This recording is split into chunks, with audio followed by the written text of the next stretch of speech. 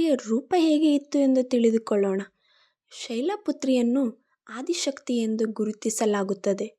ಆಕೆಯು ಗೂಳಿಯ ಮೇಲೆ ಸವಾರಿ ಮಾಡುತ್ತಿದ್ದ ಕಾರಣ ವೃಷರುಧ ಎಂದು ಕರೆಯಲಾಗುತ್ತದೆ. ಶೈಲಪುತ್ರಿಯು ಮನೋಕಾರಕನಾದ ಚಂದ್ರನನ್ನು ತನ್ನ ಮಸ್ತಿಕದ ಮೇಲೆ ಧರಿಸಿದ್ದಾಳೆ. ತಮೋಗುಣದ ಸಂಕೇತವಾದ ತ್ರಿಶೂಲವನ್ನು ತನ್ನ ಬಲಗೈಯಲ್ಲಿ ಧಾರಣೆ ಮಾಡಿದ್ದಾಳೆ.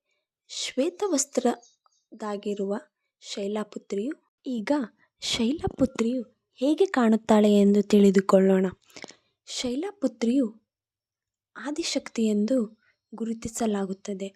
ಆಕೆಯು ಗೂಳಿಯ ಮೇಲೆ ಸವಾರಿ ಮಾಡುತ್ತಿದ್ದ ಕಾರಣ ವೃಷರುಧ ಎಂದು ಕರೆಯಲಾಗುತ್ತದೆ. ಶೈಲಪುತ್ರಿಯು ಮನೋಕಾರಕನಾದ ಚಂದ್ರನನ್ನು ತನ್ನ ಮಸ್ತಿಕದ ಮೇಲೆ